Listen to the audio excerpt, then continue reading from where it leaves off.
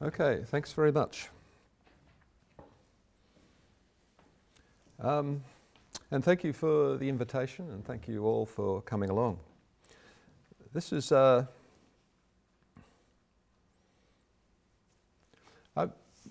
work started really a long time ago with trying to understand what this concept of place was. Even though my background was in architecture, it struck me that what was missing from so much architecture was any attention to what it is that architecture delivers in terms of an experience of place. And over the years, this concept of place has become more and more kind of mainstream. And you know, and we get, I mean, in Melbourne, where I come from, there was, not anymore, one of the main government organisations was called Places Victoria. You know, the main planning agency, and placemaking has become the kind of currency. I'm not always been in agreement with the way in which this has gone, because I've also noticed that an awful lot of private development of gated communities and other such developments use the concept of place as a means of, you know, selling privatised neighbourhoods and other things. So I think it's a slightly contentious term, but it's one that, in a sense, I stick with because it's got such a currency in everyday life. You know, that we talk about place at every scale, from the really small scale to the much larger scale. So over the years, I came to the view that place was more complex, and that in fact it was leading to forms of placemaking that were actually damaging place, and particularly were turning the concept of place into a kind of a formula, and turning the real places in our cities and everyday lives into brands, and where they were reduced to images and so on. So my approach to this has evolved over the years, and my earlier books were often had place in the title. Framing Places was a critique of power in placemaking, and Becoming Places was focused much more on the way in which places change, and the idea that that places emerge, and that's the kind of approach that I'm going to talk some more about now. This idea of that the kind of experience, the place experience. One of the things about trying to understand place in the city is that the kind of uniqueness is one of the integral qualities of place. When people try to define what place means, what place identity means, they often come to some kind of notion of character and of difference. Difference is different than others. It's not part of a, if you like, it's not reproduced from some kind of formula. That all good places are different from each other, if you like. So I started thinking, okay, how do we generate the kind of knowledge that is going to deliver the kind of places that I love and that many people that I know love? Anyway, this is the notion of place as assemblage. A little bit of theory. There won't be a lot of this. My personal view is that theory is best left to being a kind of like what I call a toolkit, so that the book that Tigran mentioned, Urban Design Thinking, is subtitled A Conceptual Toolkit, where I think of concepts as tools that we, both academics and practitioners, use in order to practice, so that it's like a tool for thinking. So just like a hammer, where if you want to bang in a nail, then a saw or a shovel are actually not much use to you. So that there are different conditions where different concepts are useful in different ways. And so I think of assemblage really as not one thing, but really as a toolkit, as lots and lots of different ways of thinking about the city, and that's what urban design thinking is really about. And just as if you want to dig a hole, when you've dug the hole or when you've driven the nail home, the tool disappears. What you see is the result of having applied it.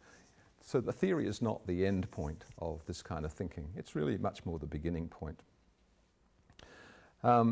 Assemblage thinking is incredibly complex, based in the work of Deleuze and Guattari, the French social theorists and philosophers.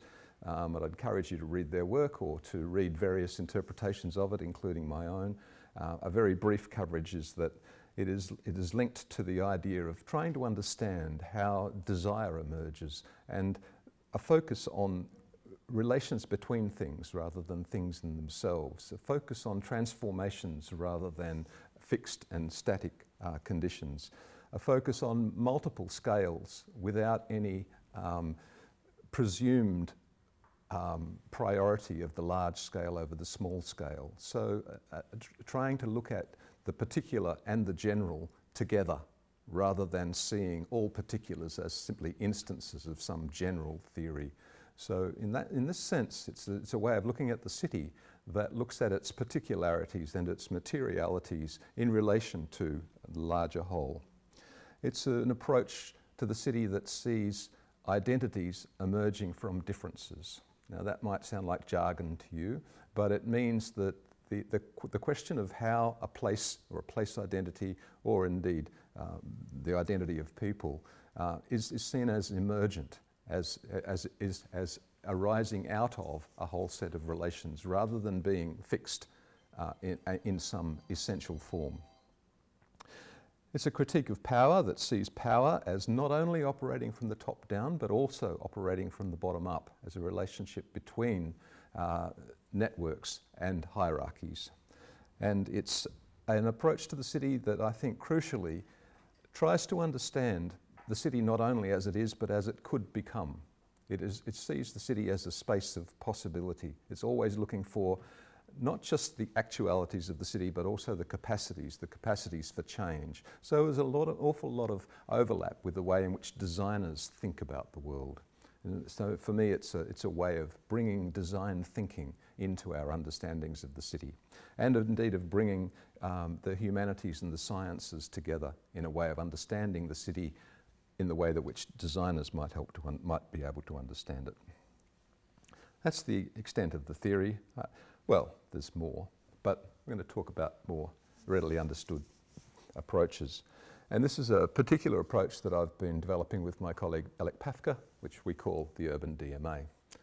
DMA meaning density, mix and access, meaning trying to understand the kind of synergies that underlie urban form and urban morphology as a means of seeing this as, if you like, a kind of a deeper coding of the city from which places emerge and place experience emerges. It's not the whole of how that happens, but it's three key bits. In many ways, this has its roots in the work of Jane Jacobs and her discussions about mixed use, about the need for concentration, the need for old buildings, the use of sidewalks, that cluster of stuff that Jacobs began to uncover and, in my view, didn't go nearly far enough for the kinds of transformations that we're now faced with and the challenges that we're faced with in trying to understand cities, particularly in terms of multicultural uses of public space and of the serious questions of equity and the right to the city that brings about from the social perspective, but also the questions about low carbon cities and the challenges of climate change. So, take these one at a time and track through them reasonably quickly if I can. If we look at density, first of all, our view about density, there are papers on all of this stuff if you want to drill more deeply into it or ask questions later on. The density we're suggesting is a really badly misused term that we're often finding in conversations where people talk about density and people say, oh, it's too dense. But what do they mean? What do we mean when we talk about density? What is density? How can we develop a higher level of density literacy so that we can understand each other and we're not talking like ships in the night? Do we mean the density of buildings or the density of populations or the density of street life? These are each very different things. Do we mean the perceived density, the way in which people see, understand and experience density, or the way in which it's measured, and what's the relationship between these? Do we mean net or gross density? Do we mean the kind of net densities that are usually discussed when the development industry is putting together a proposal for a particular site or a plot? Or do we mean gross densities, the densities that include all of the sidewalks and the street space and the car space and the water space and so on? These are very, very different measures of density and they're often confused. When we talk about gross density, most of the time the net density is used as a means of controlling development in the city. It's the main currency of urban planning in many ways. And yet when you're talking about the urban impacts of density, it's the gross densities that matter. You know, the density of the neighbourhood you live in, the kind of amenities that density brings to the neighbourhoods you live in doesn't depend upon the net density of your site. It depends on that larger gross density. And so there's always the question then too of whether we're talking about when we're talking about population densities, are we talking about internal densities like the number of people in this room or in any house, or the external densities, if you like, the gross densities of populations across the neighbourhood. This is a crucial one because there is such a thing as internal overcrowding, which has very clear negative health effects, particularly in places, overcrowded cities of the global south. And yet the external densities, the densities of street life in public space, which are often regarded as a form of urban vitality, you know, it's a good thing, it's a good crowd. You know, it's just like that notion of when you go to a sporting event and there's a good crowd, that means it's full.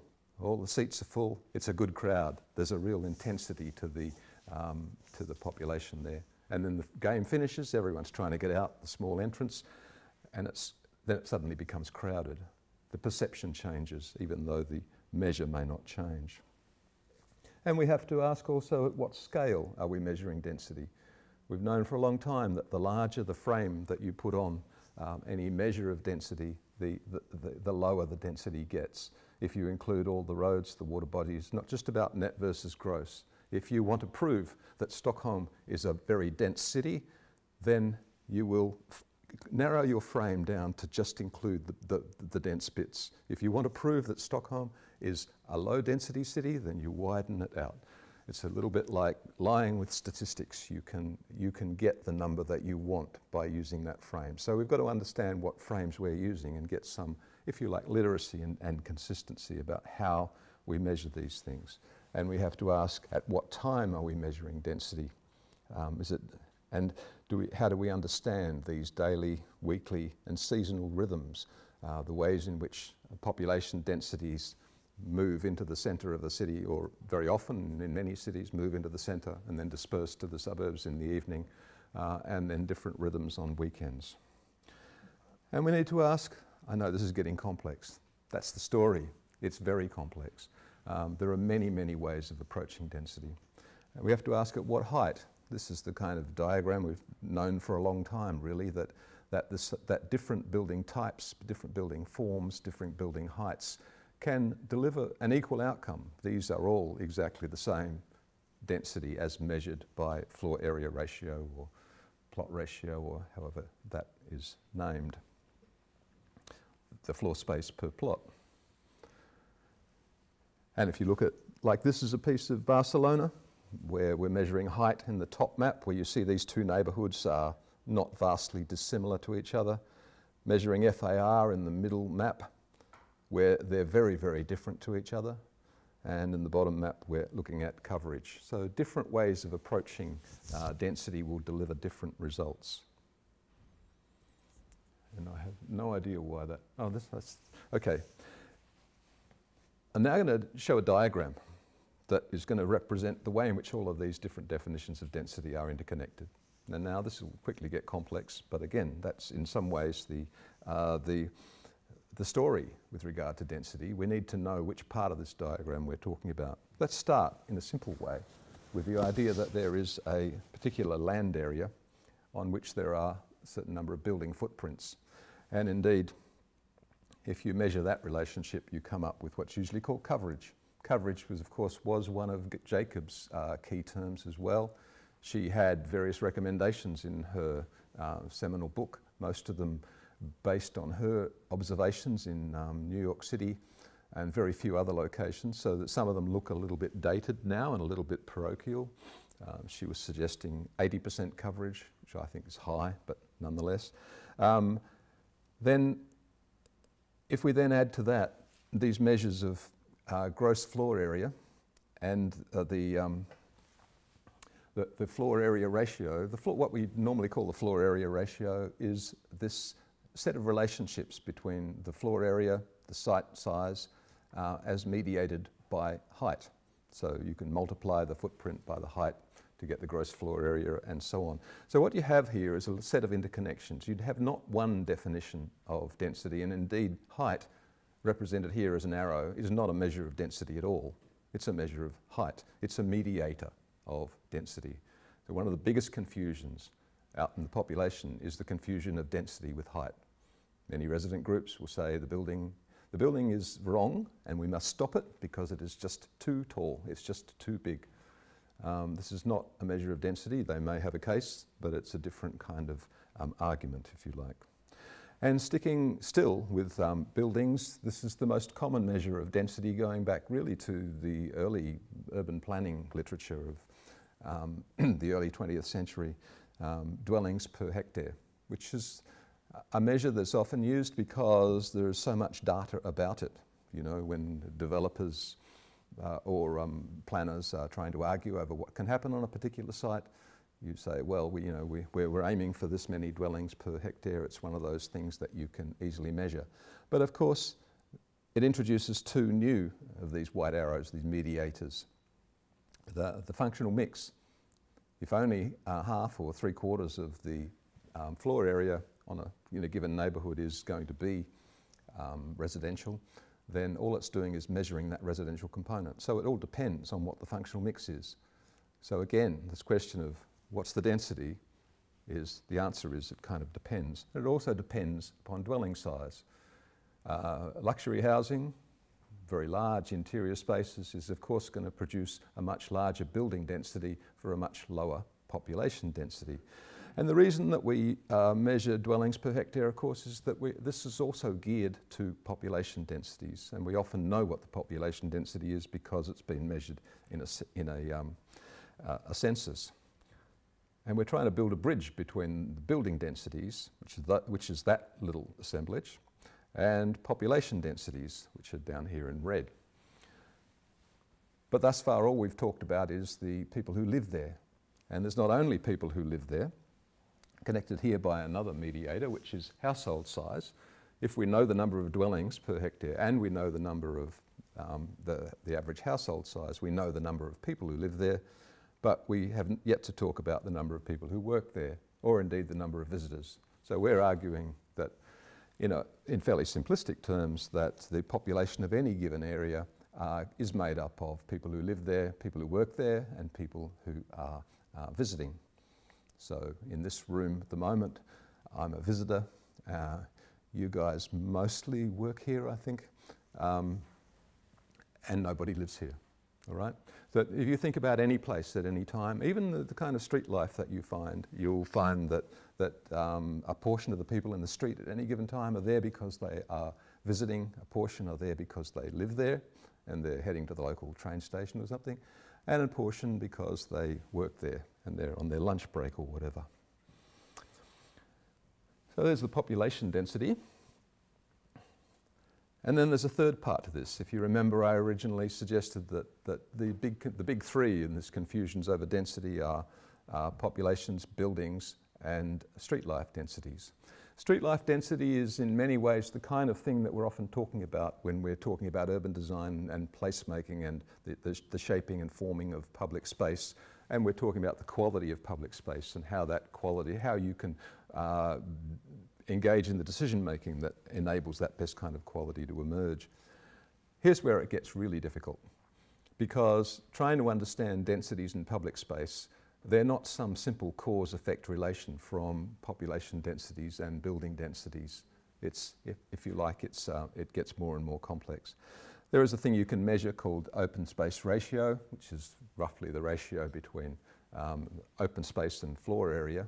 But it also doesn't distinguish between the kinds of spaces that are, the kinds of public space that are used for cars and therefore are not effectively livable in that pedestrian sense, or spaces that are private open space and therefore not accessible. So again, we have to get a little bit more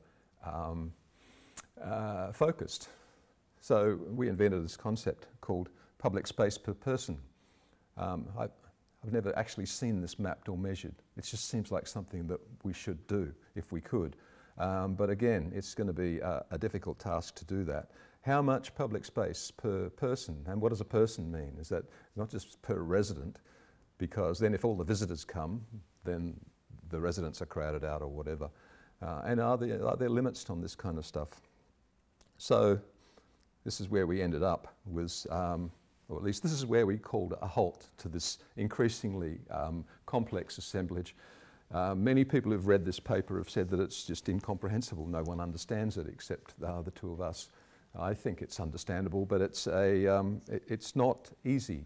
At this point, though, we also said that there are two new mediators that are crucial to understanding that relationship between populations and buildings and street life densities, which are the building interfaces, the public-private interface, the way in which we get in and out of public space.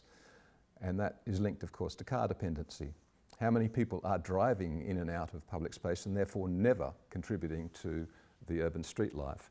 And how many have this kind of pedestrian interface? So that's a key one. And then the other one is about urban rhythms and trying to understand, again, the way in which those seasonal, daily, weekly rhythms change that kind of street life. So where do we go with that? Well, we actually compared 4 different density types, being informal settlements on the leading from left to right, informal settlements, pretty high density, pretty low rise, a typical suburban development, the kind that we often find in Australia but elsewhere, what we're calling urban, but it's a rather loose phrase. Really, this is the kind that you see really quite a lot of in Scandinavia and in Stockholm, and a more high-rise form that you might find in Manhattan at the bottom, on the right-hand side. And then we applied a whole range of the measures that I've already talked about to those and came up with this kind of graph. Now, I'll try and summarise this for you, which is that it's all over the place. The kind of measure of density in each of these cases will depend on which you are measuring, not only whether you are measuring population, building or street life or open space densities, but which particular measures you use. And the only real consistencies across the board are with suburban densities, which have a low value on all of those measures.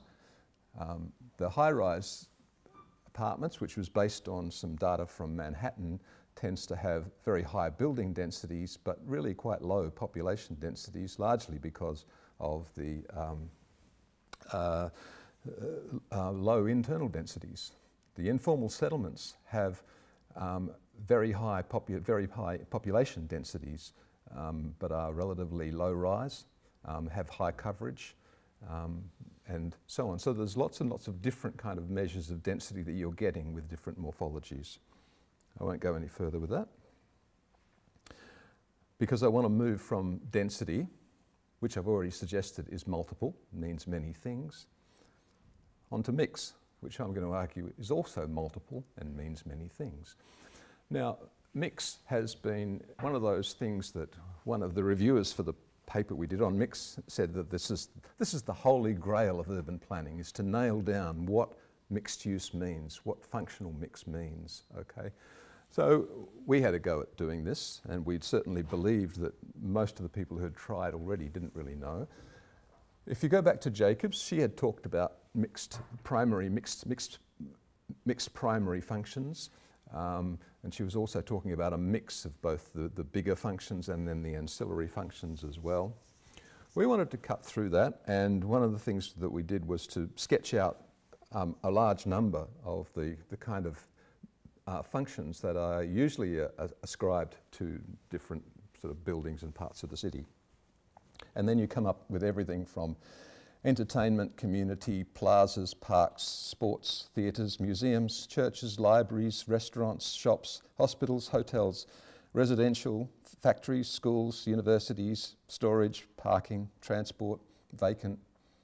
Now, you can ascribe a colour to each of those, and then you can use whatever database you can find and then produce maps, and the maps will look like bad soup, really. They will be unreadable, except in certain key locations like monofunctional suburb where you could just take Photoshop and just dump the same colour right across the whole lot, because that's what zoning produces. One of the lessons here, by the way, and this is a lesson that tends to range across all of these ways of urban mapping that we're using, is that the harder it is to map, the better it probably works. Now, I can't prove that, but all I can say is that I've done a lot of this research, and I've learnt that every time you come up against an almost impossible mapping problem, the best response to that is to say, this is not the problem, this is the finding. That when it becomes almost impossible to map, it often means that this is actually working quite well. That the parts of the city that are easy to map are often the parts that are most dysfunctional.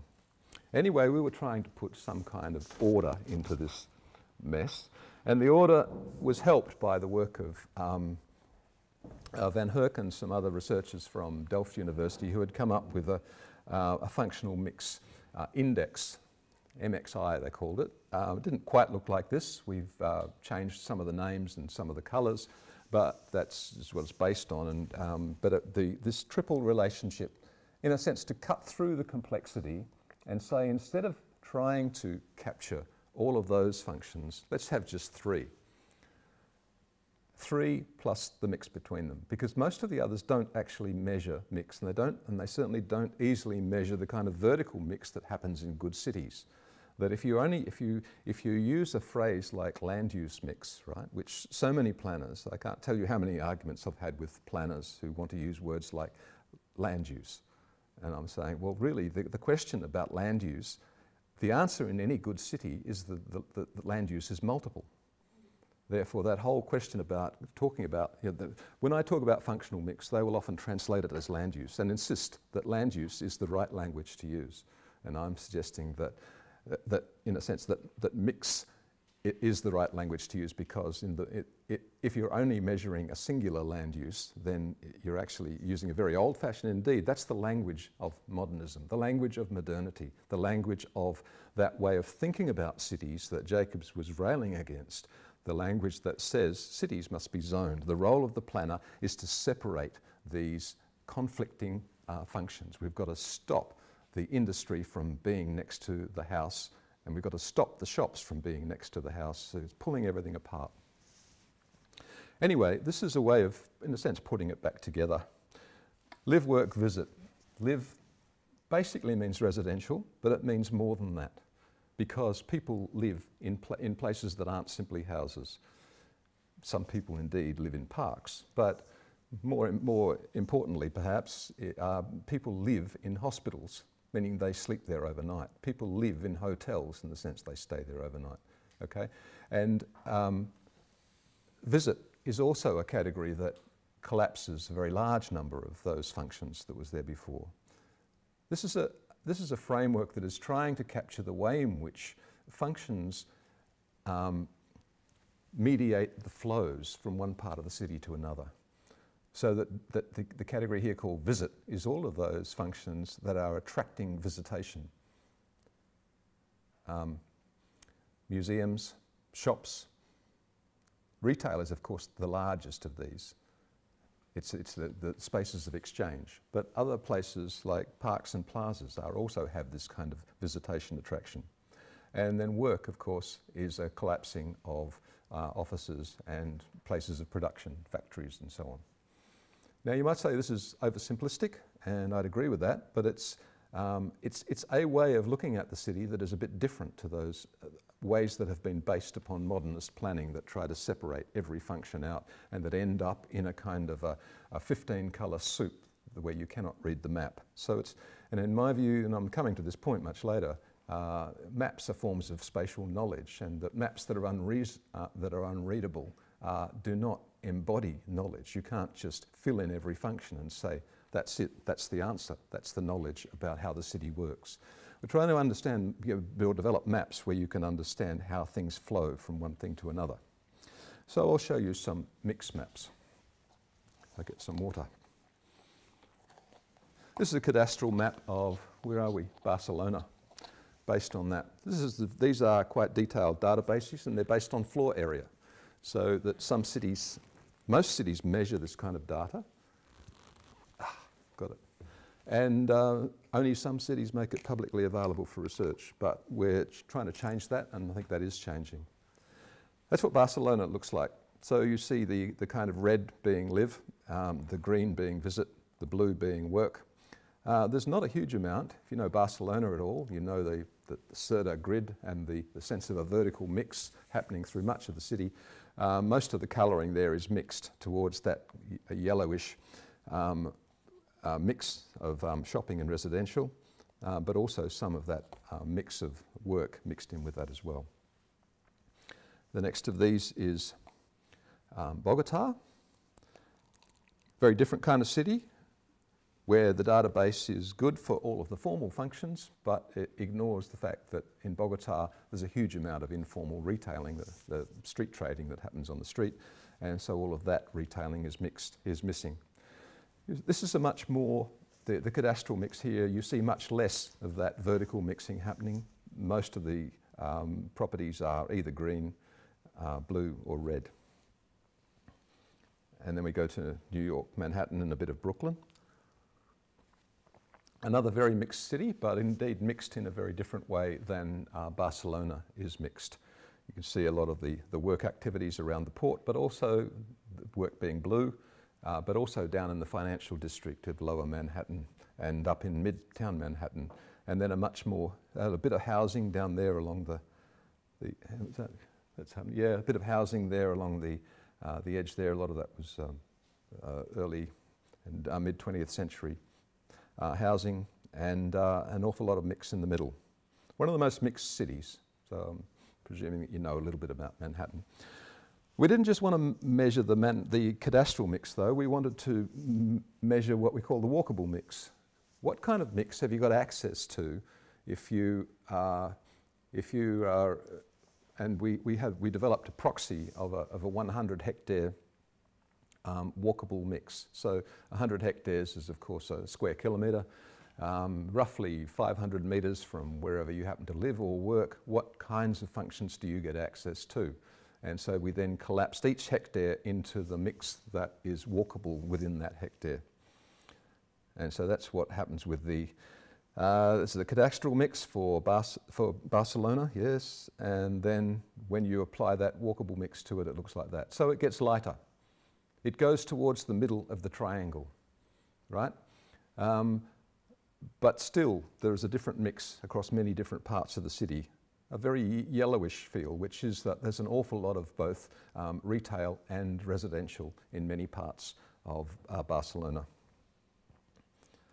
And when you go to New York, to Manhattan, where Brooklyn has mysteriously disappeared from the bottom of this map, but it's not going to make any difference to the findings. That's the cadastral version. And when you apply the walkable mix to it, it begins to look like this. Of course, it becomes more blurred. It becomes whiter. It moves towards the centre of the triangle. While you might live in an apartment building that is all housing, within that 1 square kilometre, the 100 hectare area around that, you are going to get access to various kinds of work, which is of course employment, and you're going to get access to various kinds of visitation functions, museums, parks, and shopping, of course. This is a very mixed kind of city. And you see that we'll come back to that. Now, it's tempting, just to go back to that, I will. It's tempting to look at this triangle and say, all right, this is obviously a metric for mix that says that the most mixed are that little white triangle in the middle. Therefore, surely this is the goal. This is the holy grail, is to make our city whiter, to get more mix. Now, the only buildings that are going to get near that white mix in the middle are buildings like hospitals and hotels, where there's a lot of people work there.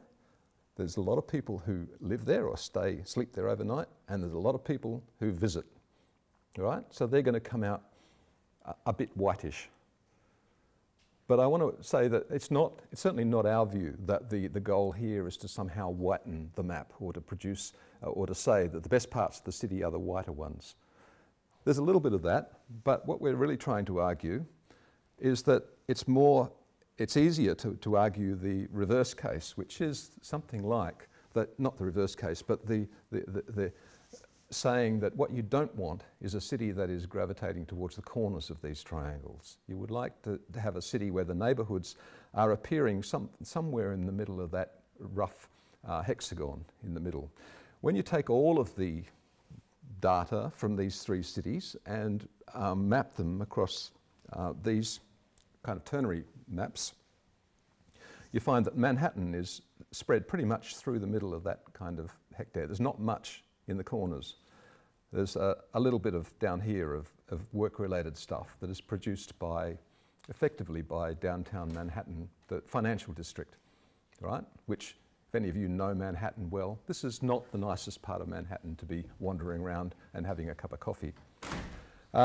In Barcelona, because Barcelona is so characterised by that blanket of Serta's grid, you get an awful lot of consistency of some particular kinds of mix. So another way of looking at this is that Manhattan has a greater mix of mixes than does Barcelona. In general, I would say that a greater mix of mixes is probably a good thing. Even though I happen to like Barcelona, I think there's a lot of parts of Barcelona that are relatively interchangeable with each other. And if you go to Bogota, you find it's all over the shop, and there really are quite a lot of neighbourhoods in Bogota, where that are in the corners. We haven't mapped this for other cities. We would expect to find them much more operating into the corners, I've got to say. These are all fairly mixed cities.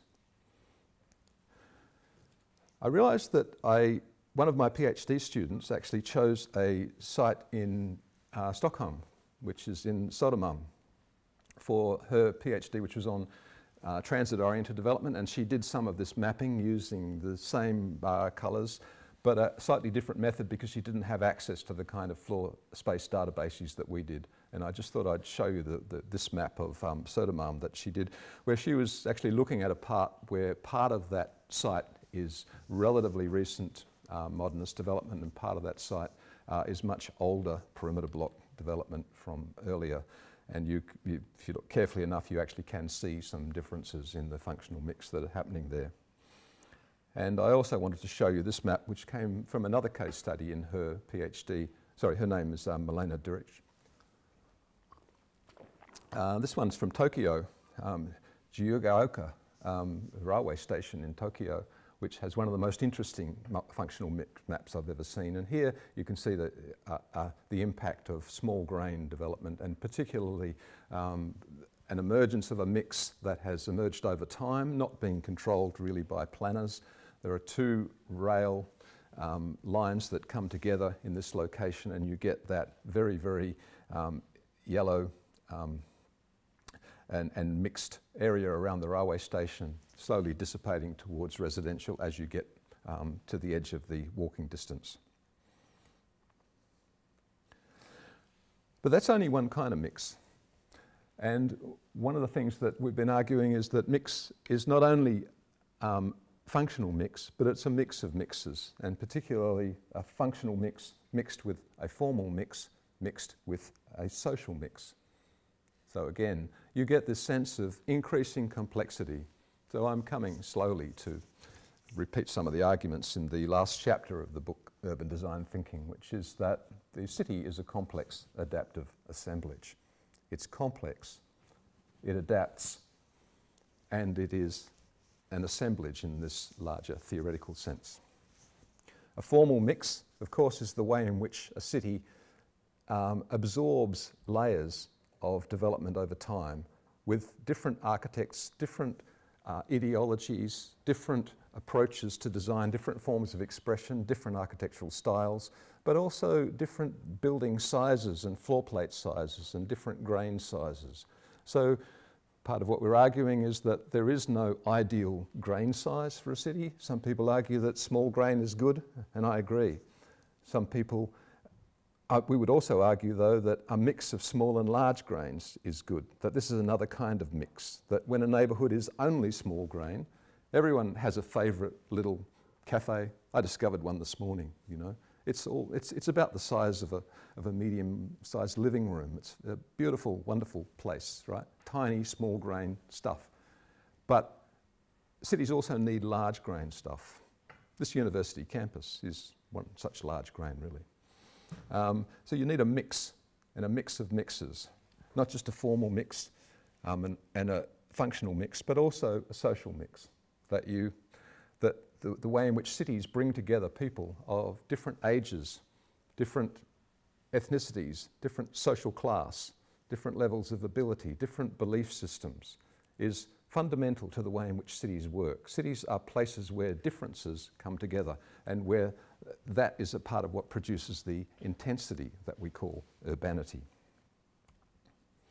So that's mix. That's the two parts of the DMA, density and mix. And then there's access. Access, of course, is this answering the question of how do we get around. If density is the question of how close can we get to where we want to go, and mix starts to address the question of what's the attraction, what are the different attractions around the city. This one is answering the question, or trying to address the question, of how do we get around the city. And this is one that Jacobs addressed really only at the kind of walkable scale, where she talked about short blocks and about permeability.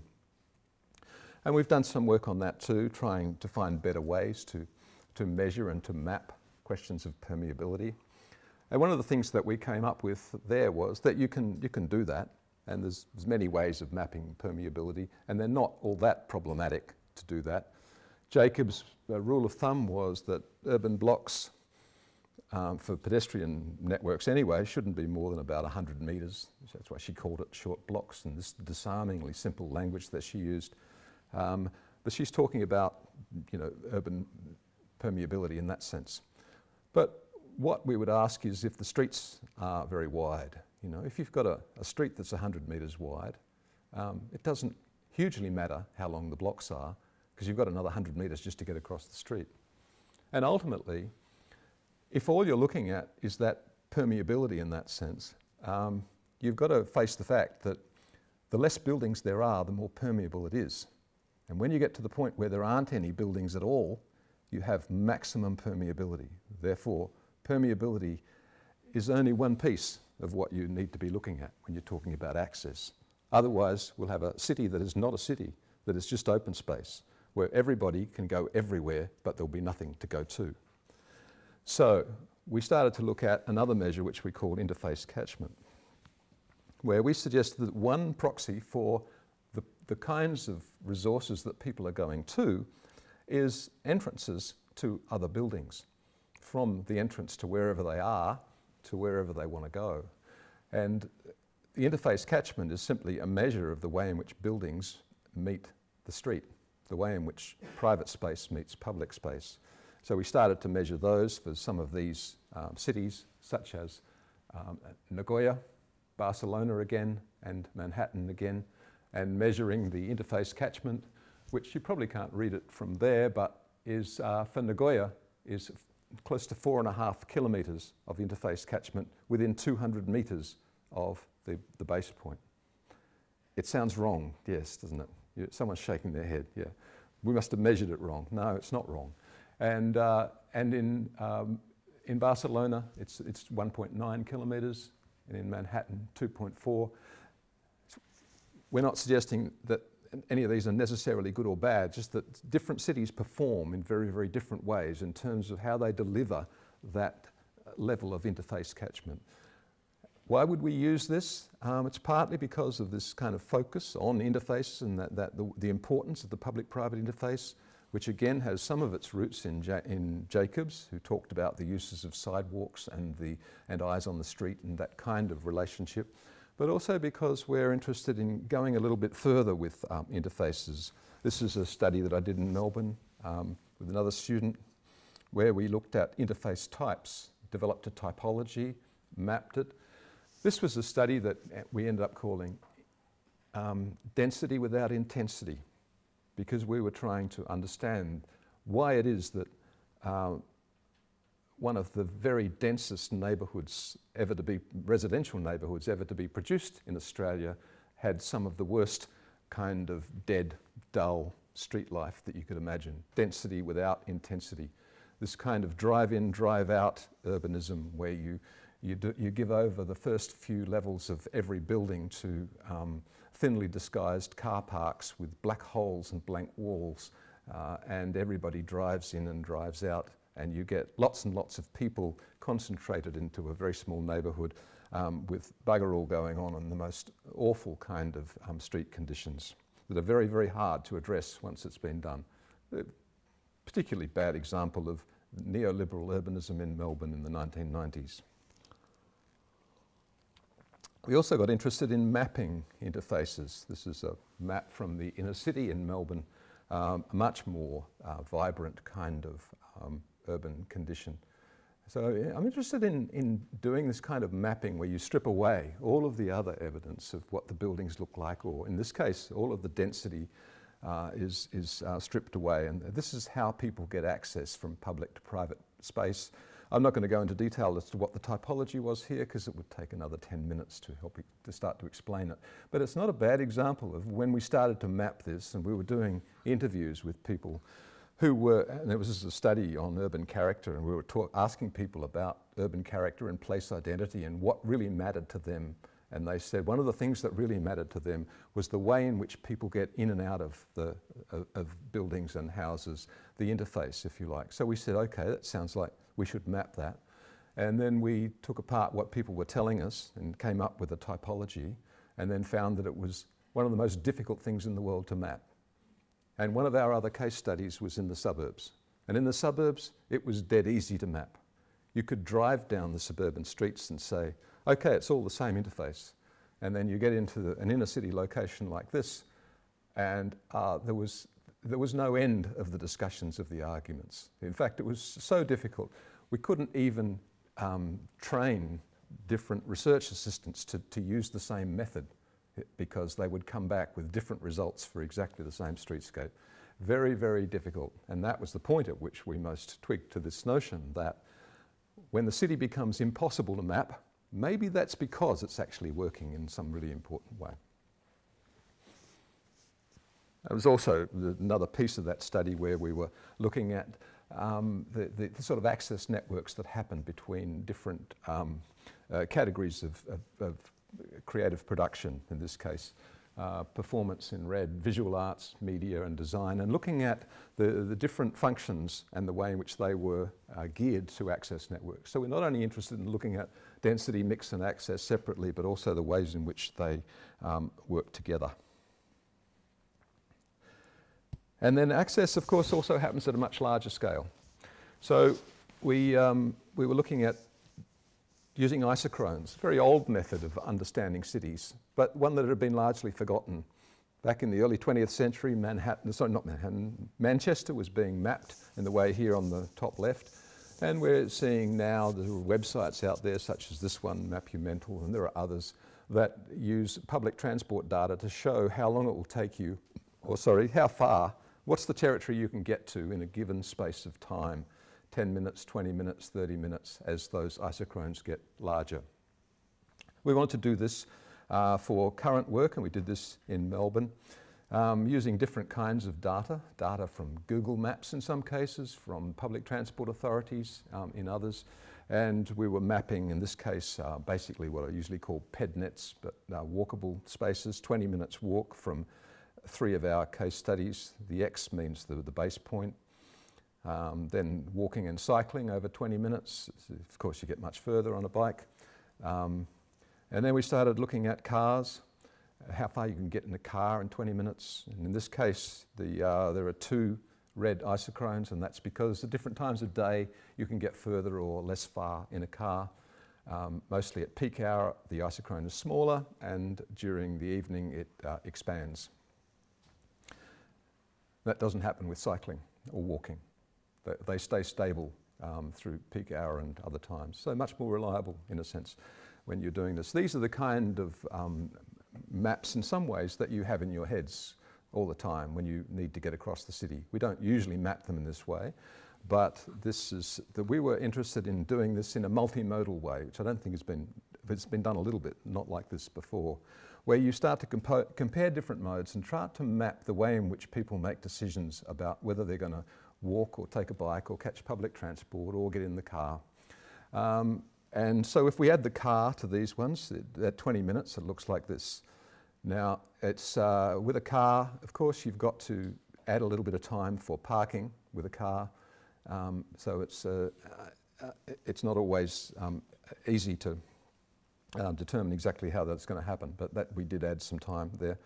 And then, sorry, and when you add public transport there is in the kind of purpley colour, and public transport is also doubled because with public transport it expands and shrinks in the opposite direction to cars. So in the evening public transport is less frequent, so we had to add time in there for waiting for a tram or a bus or a train.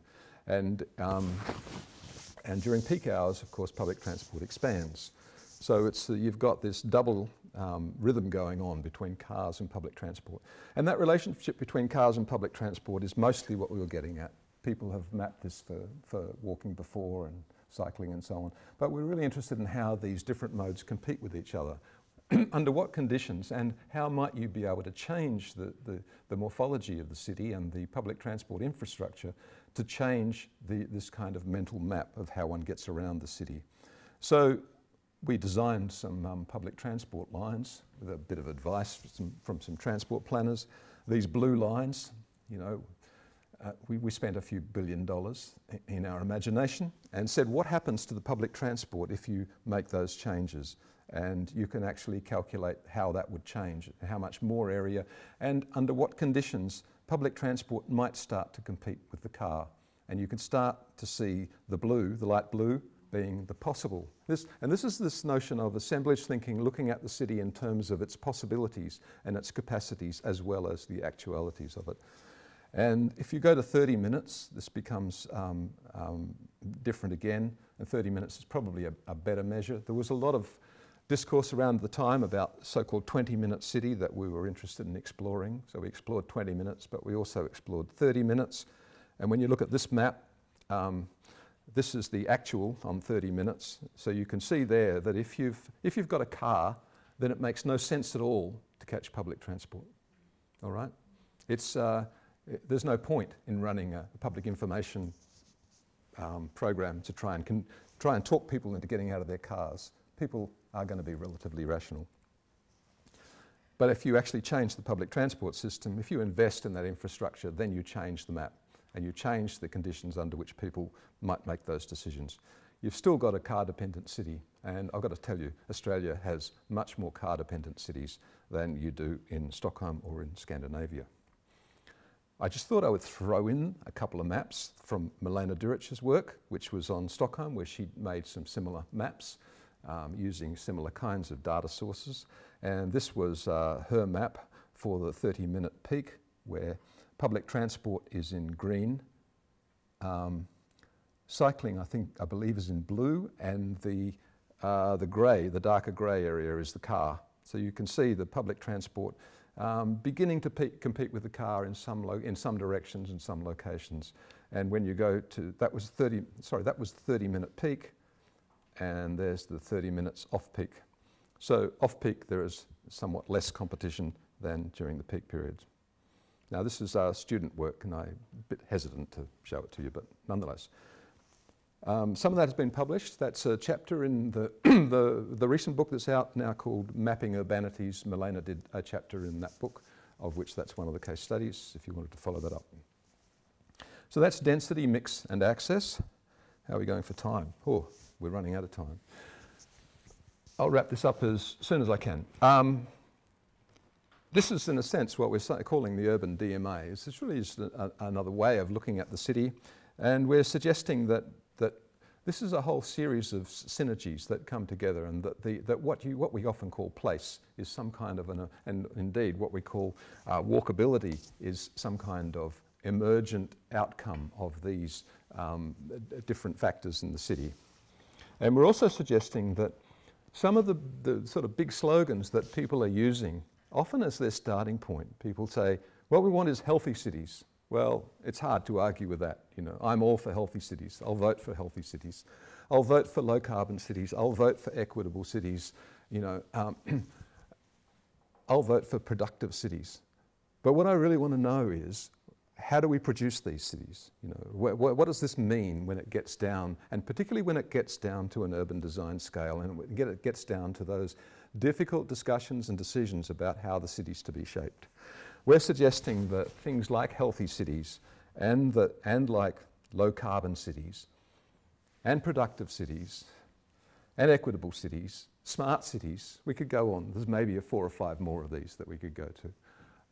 I'm actually suggesting that if we want those, we don't start with that and then trace it back. We start with the ways in which cities tick, the ways in which cities work. We start with trying to understand the city as what I've called a complex adaptive assemblage.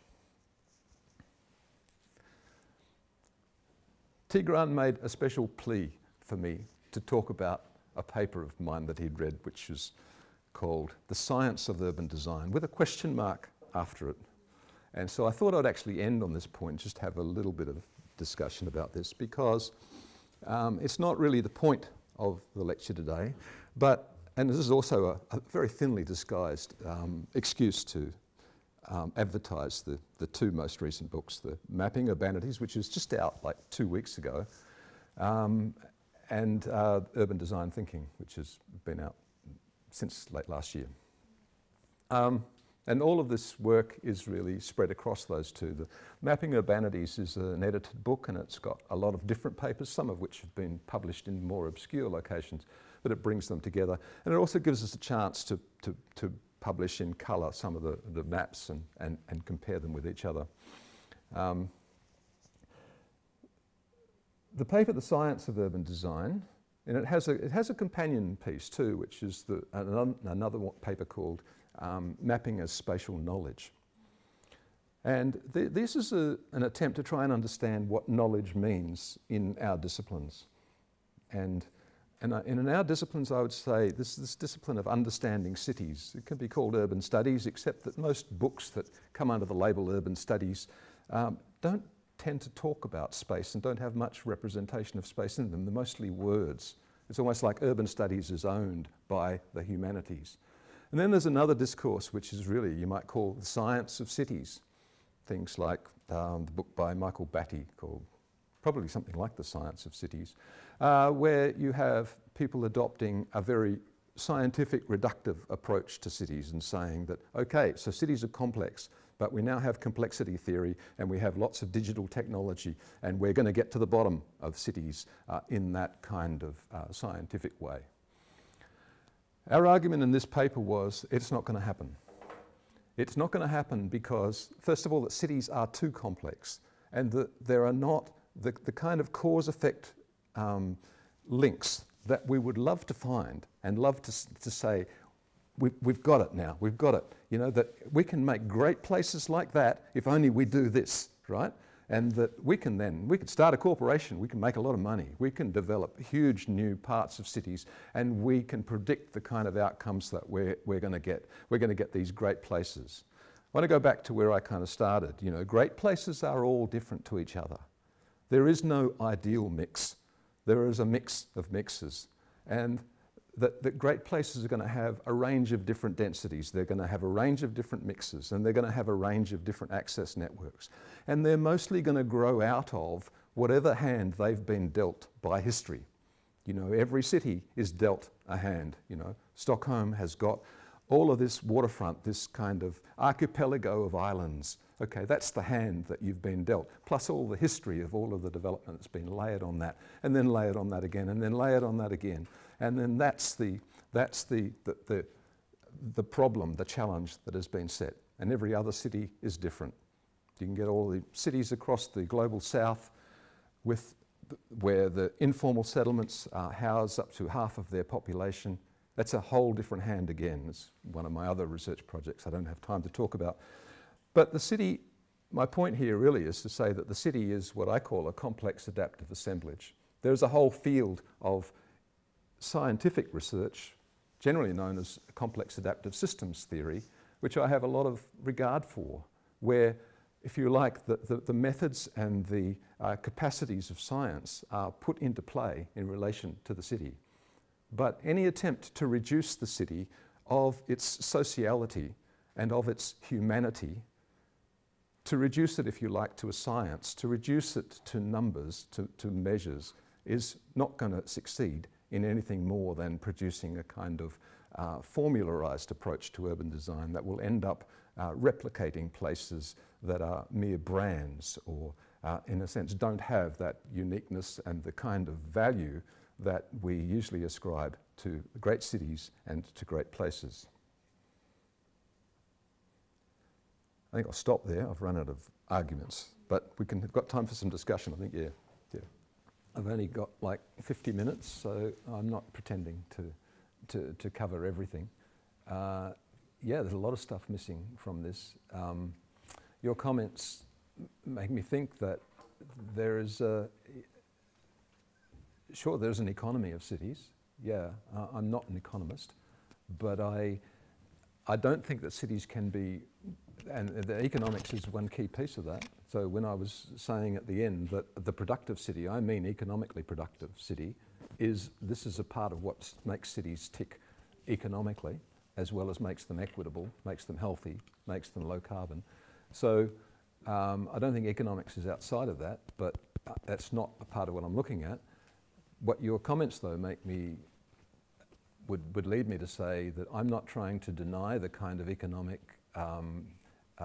forces that are at play in cities. I think that one of the biggest challenges in managing cities at the moment is how to respond to a kind of neoliberal consensus that has consumed some of the best minds of a generation in terms of reducing cities to economic outcomes, meaning that we should leave everything to the market because the market will somehow produce the best result. We know that's not the case, but we still do that. Your comments also impinge upon questions of gentrification, which is of course one of the key forces that takes place in cities. It displaces low-income and affordable housing with high-income luxury housing. It also produces this kind of, zombie urbanism where there's this production of apartments, often luxury apartments that remain empty for years. So you get kind of building density without population density. All I'm trying to say is that if you want to understand those issues better, then you need to do more than read your David Harvey in order to understand how it's happening in the city. Not putting down David Harvey for a moment. I'm just saying that, I've heard that before, and I agree with it, and I don't need to be convinced again that neoliberalism is a big challenge. I don't need to be convinced again that affordable housing gets squeezed out by market forces. But in order to understand that, we're going to have to get better at understanding density and at understanding mix and so on. And there are some important debates about the relationships between density and mix to social equity. And I'm not trying to push them aside. I'm simply saying this is a part of the conversation. A map of property prices. Just say that again. A map of property prices per... Oh, there's many other things I could be mapping. And I'm encouraging you to map them. Yeah. Look, maps are very important and powerful forms of knowledge. Yeah. Let's get better at mapping, because sometimes the map tells the story that the numbers don't tell, that graphs sort of are not, don't actually show, because maps can be very powerful in that. So yes, I can't map everything. No, and it's very difficult to think beyond 3 dimensions, because you used to econometric mapping at most, but then you bring in 4th, 5th, 6th dimensions and we can't see it. Yeah. And there are people who are much better at digital technologies than me who are producing maps that then show transformations over time. Maps have a tendency to stabilize things, but beware of the person who says that we can map everything at once. Maps, the power of maps usually comes from actually stripping away from the map the thousands of things that you could show, the thousands of data, of sets of data that you could show in order to to show the story or to tell the story that you want to tell.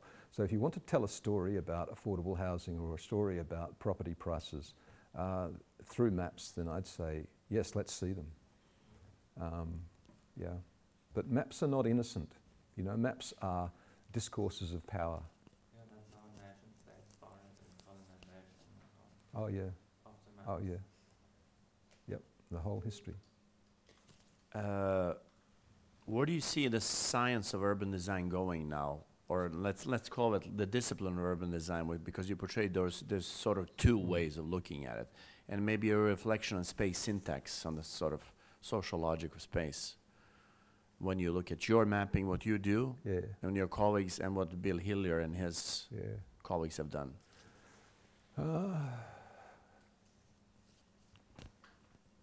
That's a good question. I mean, I have a lot of respect for the work that people like Bill Hillier and others, people like, you know, Carlo Ratti, but, you know, also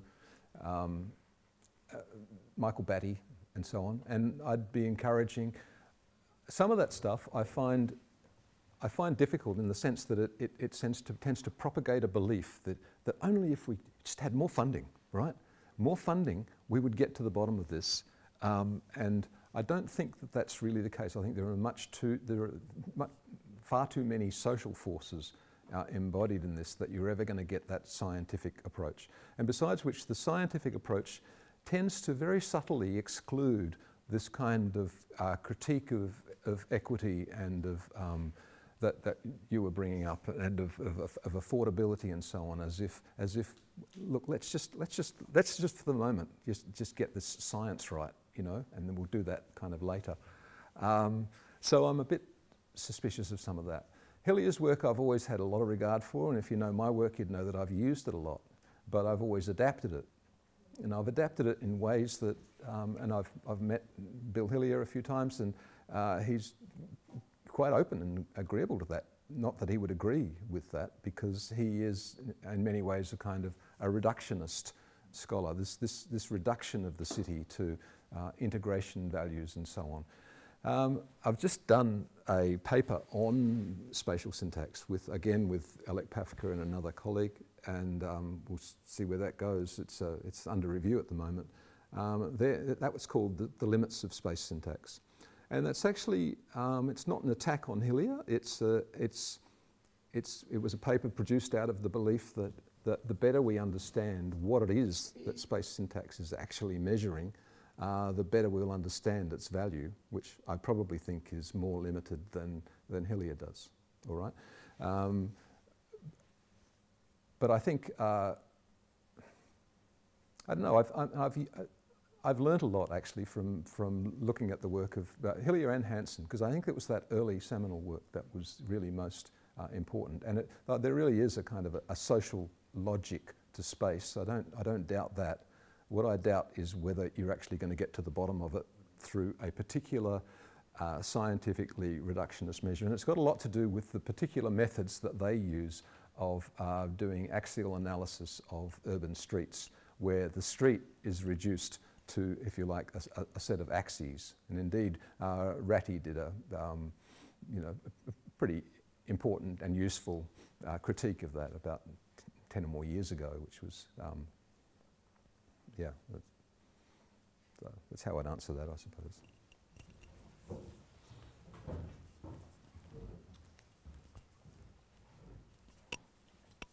Thank you. I wonder, do you also have, or do you work with citizens? Can you speak really loudly, sorry? Sorry, okay, yeah. Do you also work with citizen observers, or like involving citizens into the mapping? Sorry, say it louder. Do I also work with? Well, residents or citizens. Yeah. Oh, right. Okay. In your mapping, I don't know whether you work with that or what's. Especially when it comes to informal settlements. Yeah, I just wonder. Not in informal settlements, that's much too difficult, but yeah. Leaving that aside.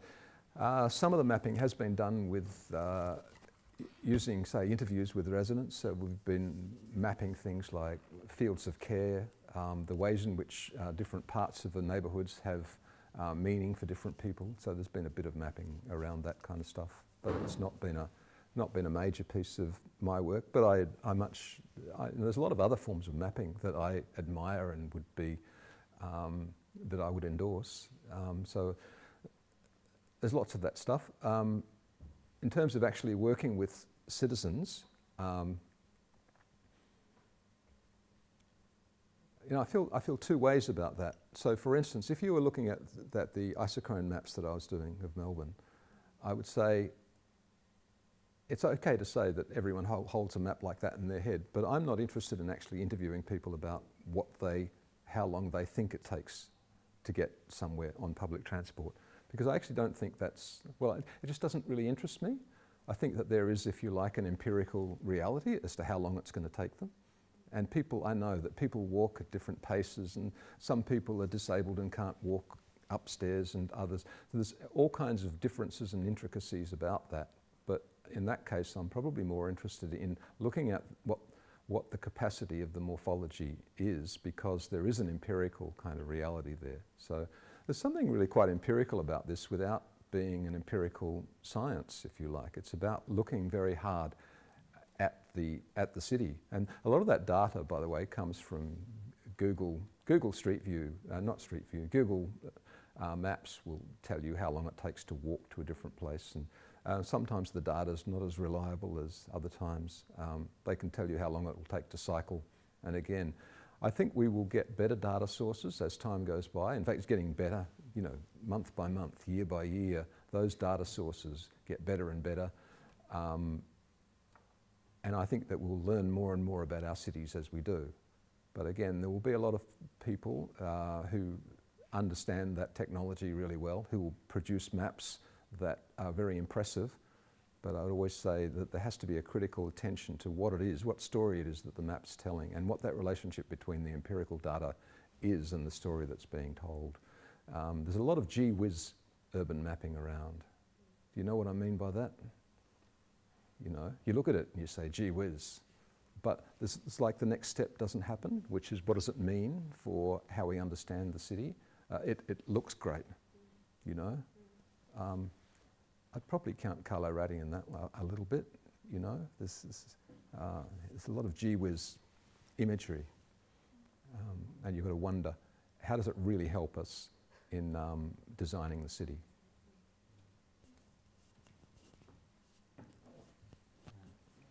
Yeah, you started with talking about this difference of scales when you're analyzing the city and the importance and the differences that it makes in the conclusion. Mm. And I could easily follow your discussions about density and accessibility in different scales. But how about when it comes to mix?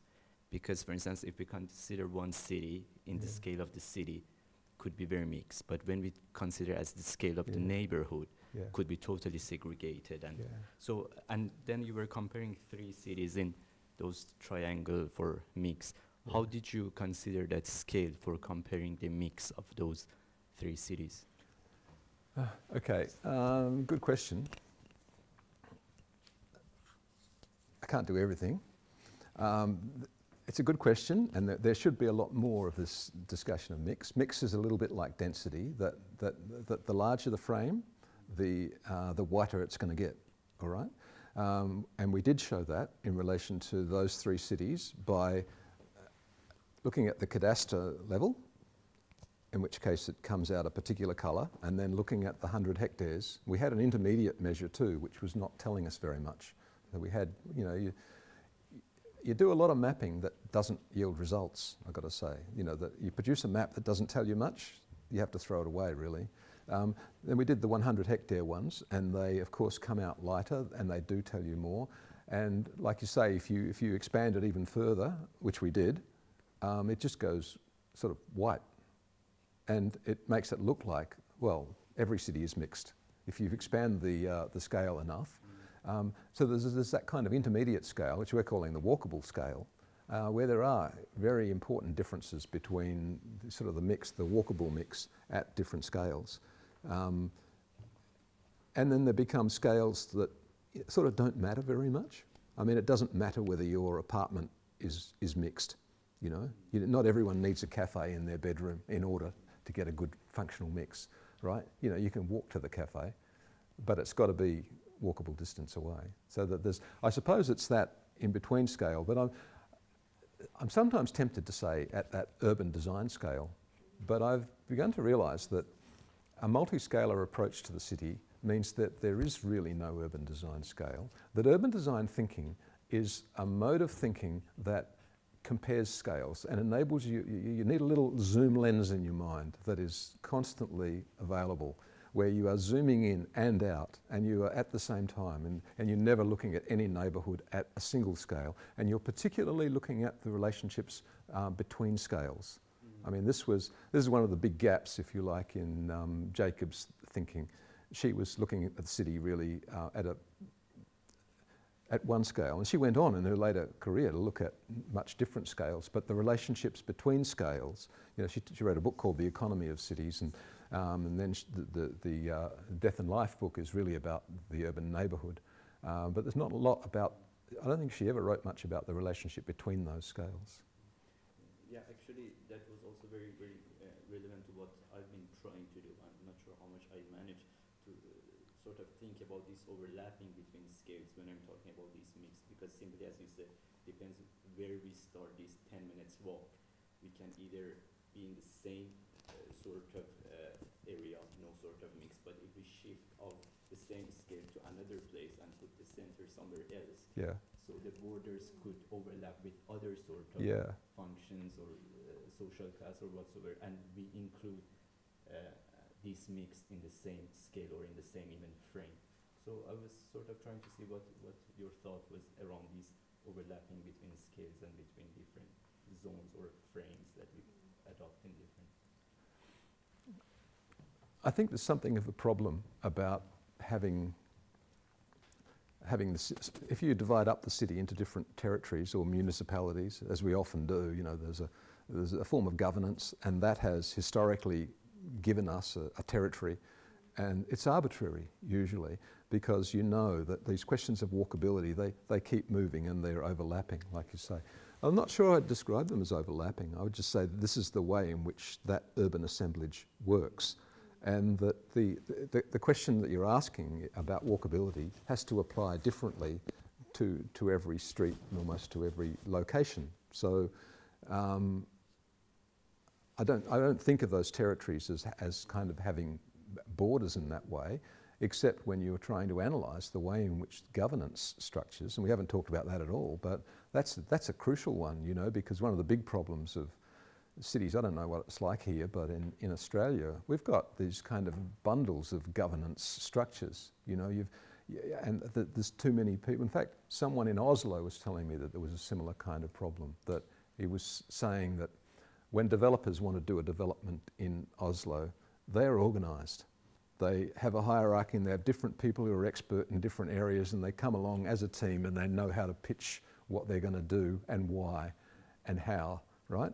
And then there's the planners, and they're all from different kinds of agency, and they're all fragmented, and they haven't really got their arguments together, and they're not really a team, and they lose. And that's the way neoliberalism operates in Oslo, right? Sorry, this is not my argument, it was someone else's. But it's a familiar argument. In Australia, we have this kind of bundle of governance structures, and I think we've got to get better at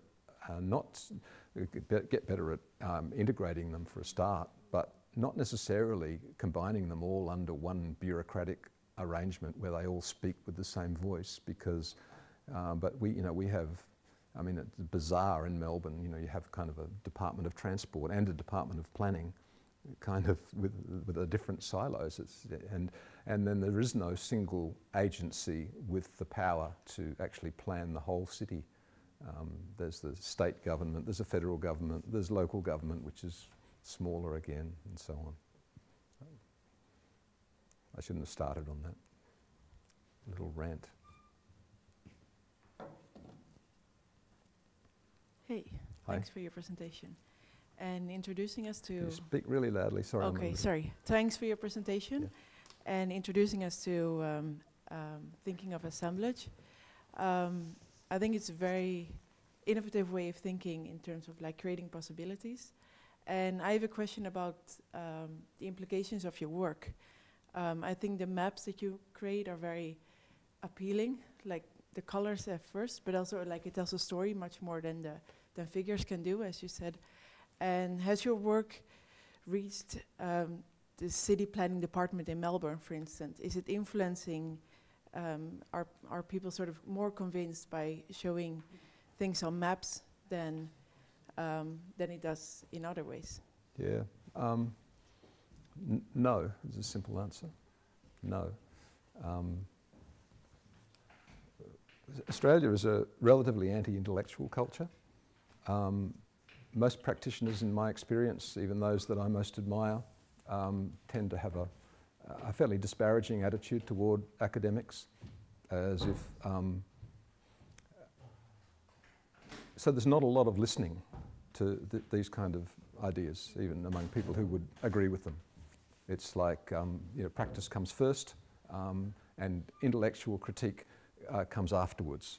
And ideally, intellectual critique is a kind of offering support for or opposition to current practice. And that's not the kind of research that I do. I have done a lot of critique. I've made a lot of enemies earlier in my career by actually critiquing projects and the things that I think are wrong with the way in which urban design proceeds. And it tends to, that would be probably the biggest impact that I've had, actually, is embarrassing people. I used to do quite a lot of mass media work on radio and stuff like that, and you know, sort of rubbishing the kind of the latest waterfront project or whatever else it happens to be. And you know, some people agree with me, others don't. They sell newspapers or whatever. I don't know how much impact that really has, but it's. But when it comes to talking in a more academic way and in a more theoretical way about how cities work, I don't think the impact is all that direct, to tell you the truth. I think many practitioners, even the best of practitioners, think they know how to do it. They don't need help from academics. It's a rather negative response, isn't it? Too bad. But so that was now also like on an international level, or were you mostly talking about Australia now? Or I mean, I just wonder, do you have any good example where you got a more positive response to your work beside outside of Australia? Yeah, here, yeah. I mean, yeah, with you guys are being extremely nice to me. I mean, with practitioners. Yesterday, I presented to an office, a local office, and they were, you know, very receptive, very nice too. Look, maybe it's just because I'm from outside. You get a very different response when you're an outsider, you know, when you're not. It's different. I think that relationship of, you know, of practice to academia is a complex one.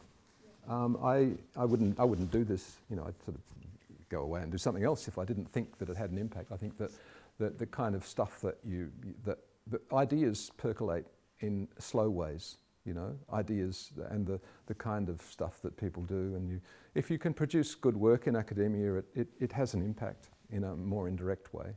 But the question I was asked was, you know, is there a kind of direct way? I've got another book that's coming out soon, which I'm doing in collaboration with, well, one of the best urban designers I know, Rob Adams, who's headed the City of Melbourne urban design for a long period of time. He's a terrific practitioner, yeah, and it's largely a good news book about a lot of things that have gone right in Melbourne over the last 30 years. But I wouldn't want to claim to have had any impact on that. I think we'll end it at that. Okay. Thank you so much, Kim. This was great. Okay, great. Thank you.